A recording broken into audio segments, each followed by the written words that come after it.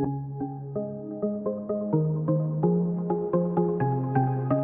everyone, I'm Kat and welcome to my channel, Naturally Beautiful Girl. And I can't believe I am doing my June monthly favorites and flop. It seriously feels like I was just filming my May monthly favorites and flop, probably because there haven't been a lot of videos up in between the two because of traveling. So that being said, this is going to be a little bit different of a monthly favorites and flop because I was gone for about 2 weeks, and while I was traveling I only had a limited number of products with me, and I ended up just using those products for like 2 weeks out of the entire month.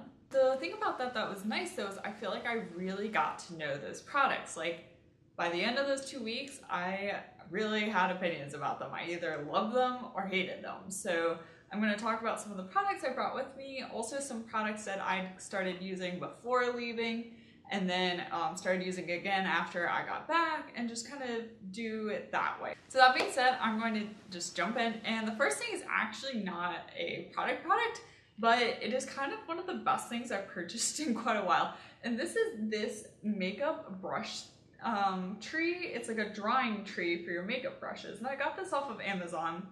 And it is $10. It's not the most secure, it's a little wobbly, but it has made washing my makeup brushes so much easier. What you do is you take a brush, and after you wash it, and you push it up through this plastic, and the plastic holds it in place upside down like this so that it can get a lot of good air circulation and help it dry more quickly, especially with it being more humid. Because it is summer, it is harder for me to get my makeup brushes to dry, so this has really helped.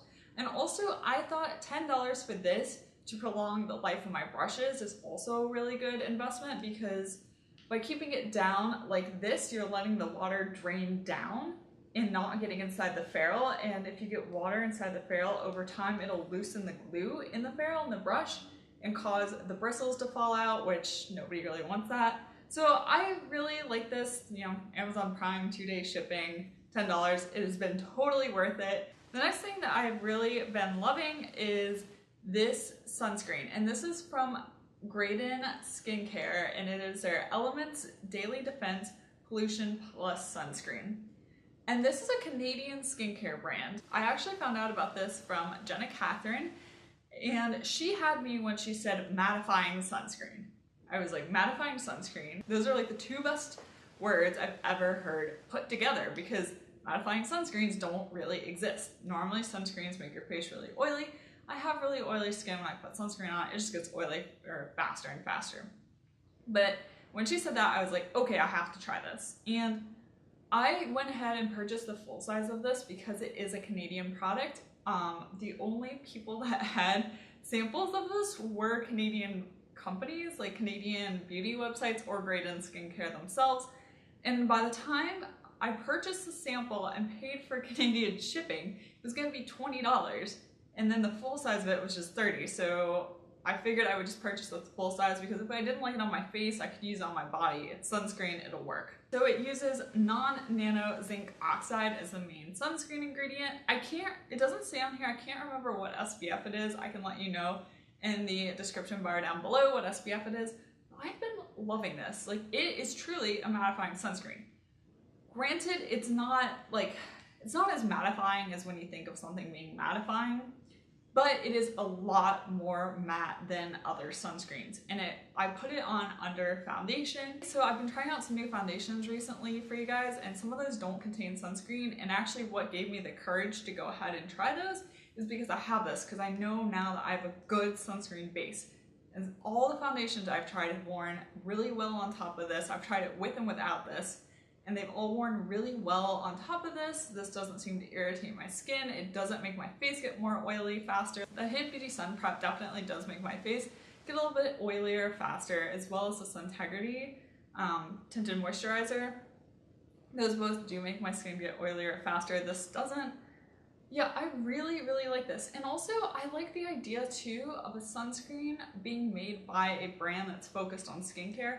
Because a lot of sunscreens can be kind of clogging for the skin, really heavy, not good for the skin. And so I trust too that this, because it's made by a skincare company, they're more focused on it being skincare as well as sunscreen. If you're having issues with sunscreens and being really oily, check this out. I do have to say though, I'm not I wouldn't wear this on its own necessarily because it is a little bit white casty. Yeah, it's not the best on its own, but under foundation, it is great. And it is 1.7 flow ounces, and if you look at the price of this compared to the Sun Prep, for instance, it is cheaper than the Sun Prep from Hint Beauty. One more note, I did purchase this off of Safe and Chic. That was the easiest retailer that I could find in the US to purchase it from. And they do have a pretty large selection of Graydon Skincare products. The next thing I've gotten, and this is the first time I've ever used a serum for my face, and this is the Granola Coat Binding Balance Serum. And the Granola Coat is a kind of smaller, more indie skincare brand. I highly recommend checking the Granola Coat brand out. Liz, the owner, is really great. When I was looking for a product, I emailed her and talked to her quite a bit about my skin and my skincare needs to try and figure out what would be a good product for me to try because my skin is so oily and so acne prone. And this is supposed to balance the oil production of your skin. I have not found yet that it has really done that for me, but I really like it. And at night as a moisturizer, it really leaves my face feeling so smooth, so soft. The ingredient list is super short too. It has chia seed, castor seed oil, and ylang ylang. Like, that is a pretty great short ingredient list. It hasn't broken me out. It's just, I really like it. And the other thing I really like too is that the Granola Coat price point on their products is a lot lower than a lot of other skincare companies. Like, I feel like you're getting a good value for your money. The Granola Coat website is organized by different skin types and skin concerns, and like I said, reaching out to Liz was super helpful. I highly recommend doing that if you have any concerns. I haven't really found it to balance out my oil production on my skin, but I really like how it is moisturizing and it leaves my skin feeling really smooth and really soft, kind of in a way that reminds me of the Leilani Skincare Mermaid Mask, like that kind of smooth, soft, plump skin feeling. But I don't find it to be overly heavy, especially as someone with oily skin. So I love using this at night. Next up, I have this eyeshadow, and I will just talk about this briefly because I've talked about it a few times in my Vapour videos.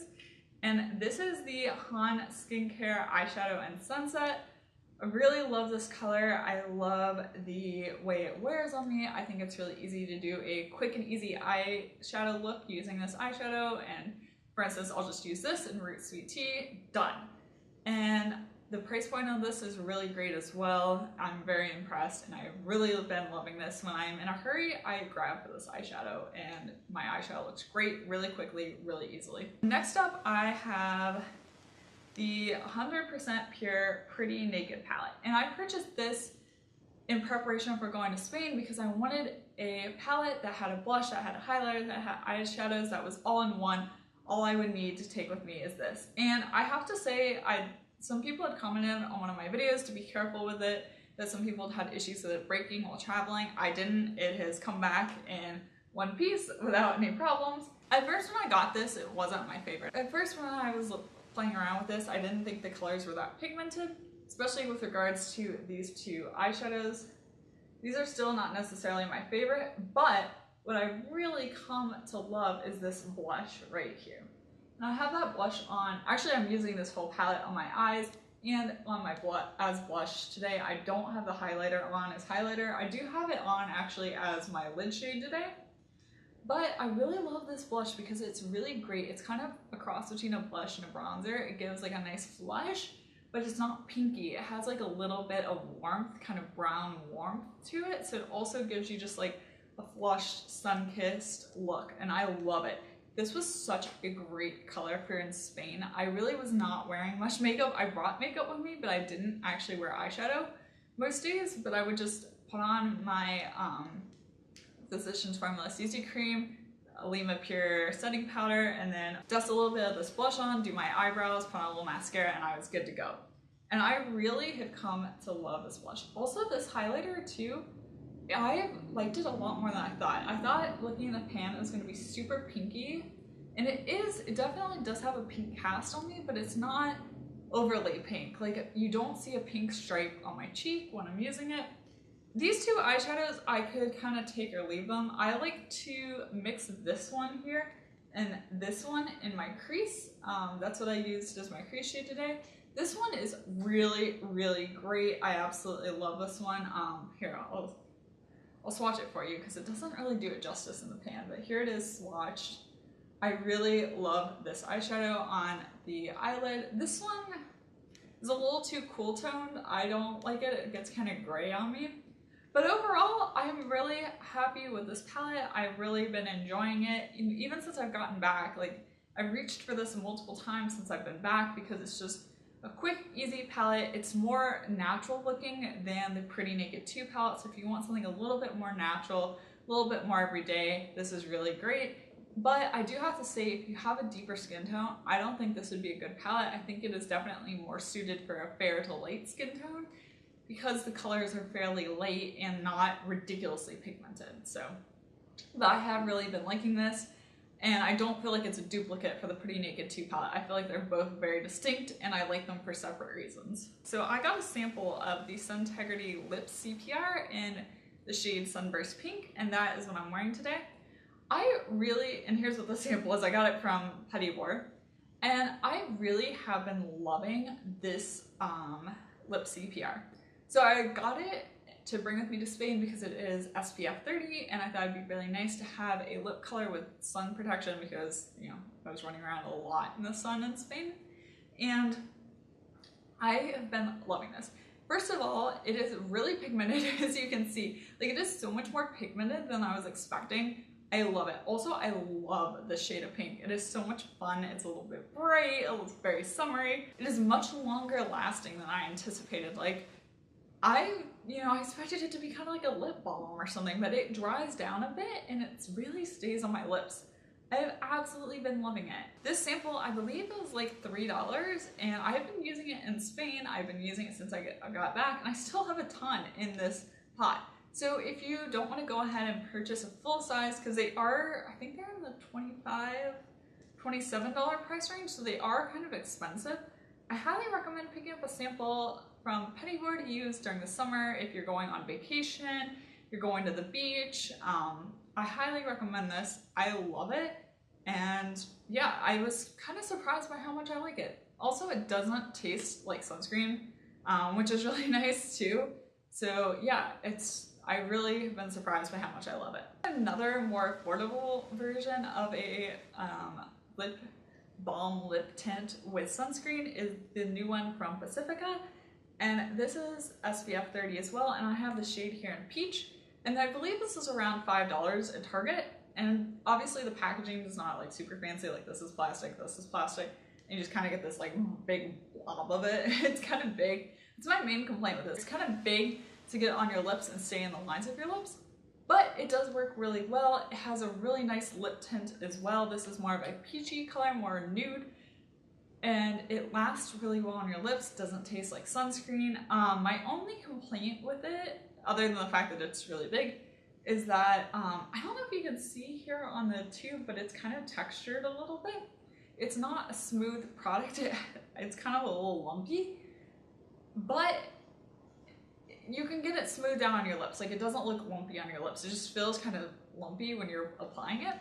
But I really love this as well. It gave a lot more pigmentation than I was expecting, and it lasted a lot longer. So if you're looking for a cheaper alternative to the lip CPR, I highly recommend checking this Pacifica lip tint out in the shade peach. So I brought this and the Suntegrity lip CPR with me to Spain, and I wore both of them. I loved both of them.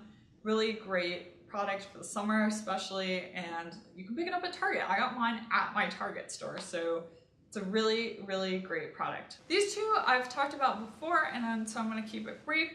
This one is my Well People Expressionist mascara. I brought this with me to Spain. I used it as my mascara when I was in Spain, and I am impressed by the longevity of it and how it doesn't smudge on me. I loved it before, but now I love it and appreciate it even more because it was really hot. Like, it was hitting around 40 degrees Celsius in Spain, which it's like high 90s to 100 in Fahrenheit. It was hot. So basically sweating, oil, just my mascara should have been bleeding off all over my face, and it wasn't. Also, another thing too is that I wore this during many afternoon naps because it was so hot. basically what would happen is we would go out early in the morning, somewhere between like 2 and 5, we would go in, stay inside. A lot of times a nap would end up happening, and then we would head back out once it started getting cooler in the evening. This stayed on during naps, it stayed on during the heat, the sweating, the crazy amounts of oil my face was producing. This is really great, really long lasting, and I'm really glad I brought this with me. The other shout out I have to give is to this Honest Beauty brow filler, and this also stayed on so well during all those conditions. It wasn't melting. Like, at the end of the day, my eyebrows are still on, so I had to give it a mention just for that. Like, it was pretty incredible how long wearing this was. This product that has turned into a flop used to be a product that I loved, but I brought it with me to Spain and it let me down, and it let me down hard. And that is the Physicians Formula Organic Wear CC Cream. I brought this with me instead of my 100% pure fruit pigmented healthy skin foundation because that one comes in a glass bottle. This is a squeezy tube. I thought it'd be a lot easier to travel with, and it was. This, though, oxidized on me so badly. I used to not have that problem with it. I don't know if it was because it was so hot, my skin was so oily, I was sweating. I don't know what of that combination made it oxidize, but it did. It would turn orange, like orange on me. Like, when I would apply it, it would match in my skin, it would look good for a while. But I remember specifically, I was at the El Escorial monastery in which is like outside of Madrid, and it used to be a royal palace and then got converted into a monastery. But I was in the bathroom washing my hands, and I looked up at myself in the mirror, and my face was orange and my neck was like the normal color it normally is. I was just like, what in the world is going on? And so after I saw that and noticed it, I started like watching it more closely, and every single day it would oxidize and turn orange on me. I don't know. I have no idea what was going on with it, but now it's kind of a flop, and now I really don't want to use it because I don't trust it not to oxidize on me. Like I said, I have no idea why it never did this before, but now it is doing it, and now I don't want to use it. Maybe my skin's chemistry has changed a little bit, maybe because it's so hot. I don't know, but nobody wants an oxidizing foundation, especially one that goes, like, it was multiple shades darker than my neck, like multiple. It looked ridiculous. It looked like I had an orange mask on, and then my neck and the rest of my body were the normal color. I don't know, but I did not like this at all. So that was a big flop. And I'm really mad at it because I used to love it. I used to talk about it all the time, and now I'm just like, why? Why did you do this to me? I don't know. Anyway, I hope you found this video useful and maybe a little bit entertaining. If you liked it, give it a thumbs up, and be sure to subscribe to my channel. Let me know down in the comment section down below what some of your favorites were for the month of June and what has been flops for you. Please be sure to check out my Instagram. I'll have my handle down below. I'm at naturallybeautifulgirl. And once again, thank you so much for watching. I will see you next time. Bye!